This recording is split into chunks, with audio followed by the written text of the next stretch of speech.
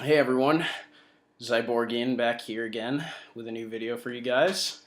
This time I'm going to be talking about a few concerts that I went to this month that, in all honesty, are probably three of the best shows I've ever went to, just within 1 week of each other, which is insane.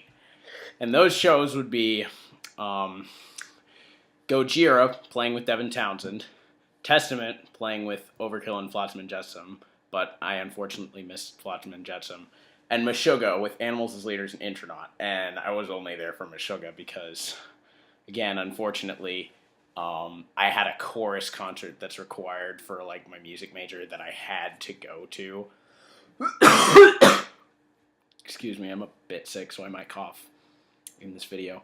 But I couldn't miss it, so I only got to see Meshuggah that night. But oh my god. I'm just going to go into detail about why I thought these shows were honestly some of the best I've seen so far in like my life and stuff. So I'm going to go ahead and start with like Gojira and Devin Townsend. Before Devin Townsend and Gojira played, there was a band called Atlas Moth that played, and they were sort of like kind of, I don't know. I haven't listened to much Catatonia, but someone sort of described their sound as like Catatonia's newer stuff, which I've heard a bit of. So they were kind of like a sludgy version of Catatonia's newer stuff, which was pretty interesting. But then when Devin Townsend came on and just started playing, I think one of the songs from Infinity, and just went from there, it was like, yes, Devin Townsend, I fucking worship you, you're amazing. And then he fucking played Planet of the Apes off Deconstruction. I was not expecting that at all because I did not look up the set list beforehand. I was just like, I mean, admittedly, I was expecting him to play, Samaria possibly, or for Gojira to play Of Blood and Salt, but neither of them played that because, I was expecting possibly because Joe did guest vocals on Samaria off Deconstruction and Devin did guest vocals on Of Blood and Salt for Gojira, but I mean, you gotta practice that kind of stuff beforehand. You gotta get together and really rehearse songs like that. Although I think if Blood and Salt was already rehearsed, they could have done that, but oh well. They just already had their set list planned out. No biggie. Planet of the Apes was ridiculous. I was just like going crazy during every part of that song, especially when the little puppet of Tommy Rogers from Between the Buried and Me was in front of the great misdirect, just going like over the keys. I was like, oh my god, I love that bit. But before his set even started, I forgot something. There was this fucking amazing slideshow of like Devin's face. I have it on a little button here that I got at the show. I tipped this guy $5 who was selling the merch, and he gave me this. This fucking face of Devin Townsend fucking photoshopped on like all sorts of different meme images while his set was getting set up. It was just like hilarious. That was part of I thought that and Planet of the Apes was gonna make my night. Then Gojira started playing Explosion.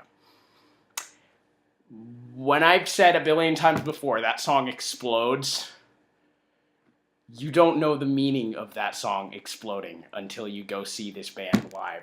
Oh my god, you don't know the meaning of the word wall of sound until you see this band and Meshuggah live, which I will get into. Holy damn. It was just like a complete oral and just physical assault.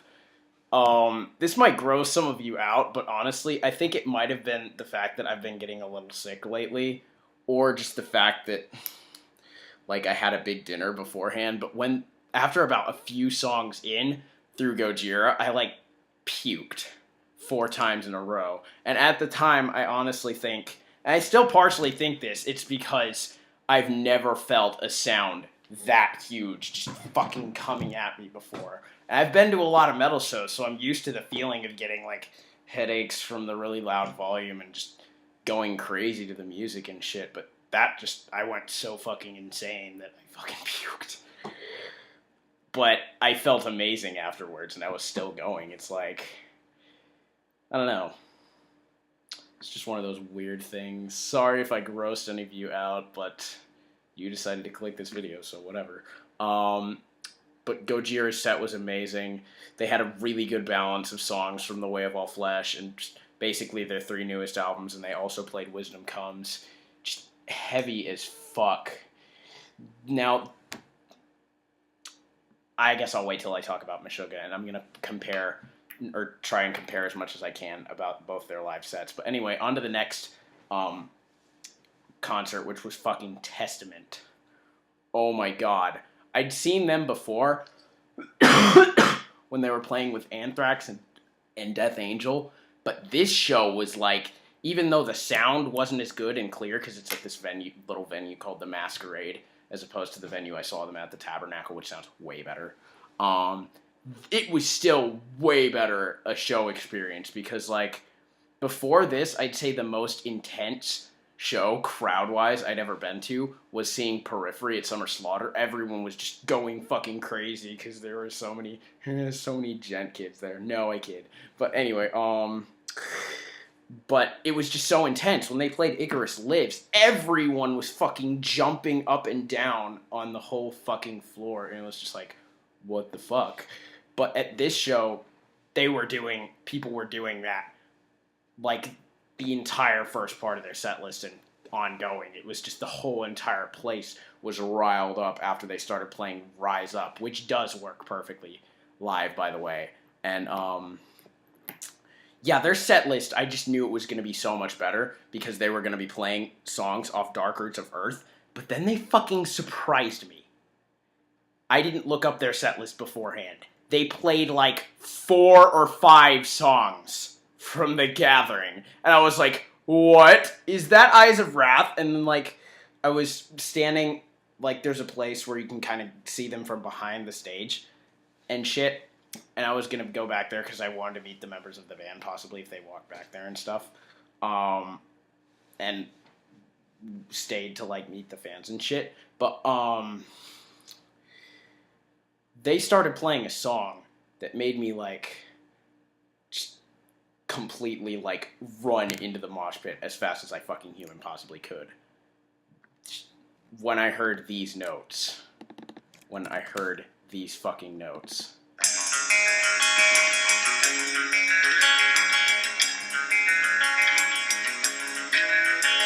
I was just like, that was my reaction, and I fucking ran towards the pit, because I knew I had to get in that.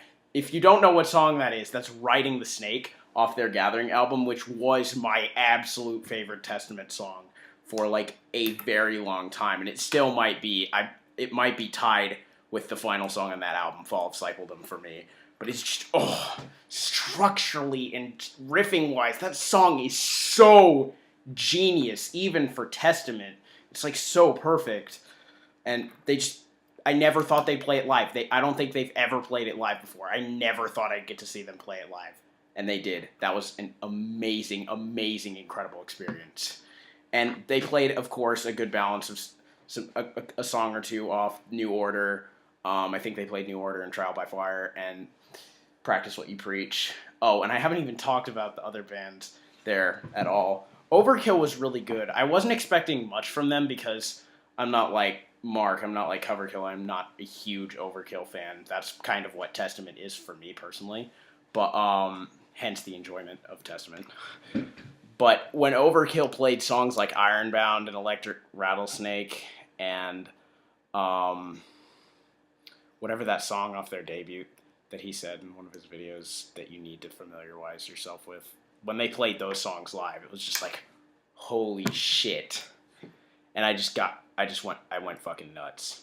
Oh, and Elimination, because I know that song pretty damn well. But Testament, definitely the most intense, crowd-wise, live show I've been at, and just fucking amazing set list. Then I get to actually finally see my favorite band live for the first time. In an instrumental setting. Yeah, Yanes, their vocalist, he got fucking sick. And I was like, riding to the show with my friend Kirby, and he was like, dude, you are gonna fucking cry. And I'm like, what? He's like, Yanes is sick, man. He's not gonna be singing. I'm like, what? They better fucking play an instrumental show. And they did. They didn't fucking cancel the show because of it. What they did is they took a fucking cardboard cutout of Yanes and just set it on the stage in front of the microphone. He was going like, with the Yanes face and everything. It was just like so funny, but awesome because like when they started playing, I think I can remember like their whole set list. They started off with Swarm, then they went into Do Not Look Down, Behind the Sun, which was fucking crazy live. Like the way the lights synced with that. I'll get more into the lights in just a sec, but Hurt That Finds You First, and then they played, I don't know if they went right into Catch 33 after that, but they played Catch 33, Bleed, Break Those Bones, New Millennium, Cyanide Christ, and the vocalist for Intronaut did the vocals on that. He, like, Meshuggah just went up to him and asked him, hey, dude, Yanes is sick, can you, like, do the vocals for this song? And he learned them in, like, 5 hours. And, of course, they weren't perfect, but for learning fucking Meshuggah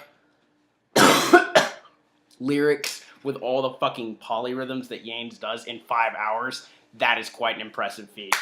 Great job to you, whatever your name is, guy from Intronaut, because I admittedly don't listen to you guys enough, but I know you're fucking awesome, and I need to check you guys out. But anyway, and they closed with Dancers to a Discordant System. But yeah, I was just like thinking to myself, okay, how are these guys going to compare to Gojira? And after having heard all their whole set list, oh, of course, they played my favorite song by them after Hurt That Finds You First and before Catch 33. I Am Fucking Colossus. I lost my shit during that. I was doing like one of 3 things during that whole song and pretty much their whole set. Either one, just like standing there in awe, just letting the heaviness that is like honestly live, they managed to pull off the exact tones from every album that they played from, while also sounding like 50 times heavier than the actual albums themselves. It's ridiculous. Gojira and Meshuggah really are as legendary as people say they are live. It's insane. But I was doing one of 2 things, or one of 3 things the whole show. Either just standing there, just going like, and letting the heaviness just fucking pummel me, or completely losing my shit, thrashing around like fucking crazy, or screaming along to the lyrics, because Martin Hagstrom, their vocalist, came out before the show and he's like, okay guys, Yanes isn't gonna be here, but he's gonna be here in spirit, so we want you to all be louder than this vocal track, that live recorded vocal track that we're gonna put behind the songs. I'm like, fuck yeah, Martin, I love you, because I'm a huge faggot for this band, obviously. But there was one thing that was slightly disappointing about this set. I found out later. They were going to play Obscene, which is my other favorite song by them. They were going to fucking play that, but they didn't, because they didn't have a live vocal recording of Yanes to put behind it, and Transfixion from Destroy Race. They were gonna fucking play that song too. But like, I was so psyched to hear Obscene, and they just didn't play it because Yanes couldn't do it because he just suddenly got sick. But I hope they don't fucking take it off their set next time they come here. That would be, I would cry. But you know what? In a way, it's kind of okay because, well, not really, but it kind of is, because Testament played Riding the Snake, and I never thought I'd get to hear that live, and that's such a damn near perfect song, so I'm kind of okay with this. But honestly, I gotta say, Meshuggah and Gojira, honestly here, have put on probably the 2 best live performances I've ever seen and experienced. Because Meshuggah's really an experience. When you go see them, it's like you just stand there in awe at how they're like barely moving their fingers across the fretboard, and Frederick's barely moving his fingers to pluck the strings, yet they get this gigantic fucking tone. And both bands, Gojira and Meshuggah, honestly, you can tell by how much time they get to set up and just the way they sound, how hard they work on making their live performances incredibly tight. They're all they're the two tightest bands I've ever heard, completely in perfect synchronization with each other, like no mistakes whatsoever. It's ridiculous, and just they're heavy as fuck. They managed to be even heavier than the albums they've put out. Gojira and Meshuggah's albums are probably the heaviest albums I've ever heard in my life, and then they just completely destroy that with this. It's just like, oh, but yeah. Meshuggah you could hear a little bit clearer because the venue was bigger and it was more acoustically good, like as opposed to the Max Grade, which is like this box and everything's all it mushes together. But Gojira managed to sound fucking perfect in it somehow because they're Gojira. So but yeah, I'd honestly have to give both of these concerts like 10 out of 10s for just those bands' performances. They are like called legendary for a reason in a live setting, and now I know why. But Testament is up there too. They're probably like my 5th or 6th favorite live band out of all the live bands I've seen. But Gojira and Meshuggah are just like, oh my god. Legendary for a reason. And I've gone on about this way too long. Time to stop. Bye.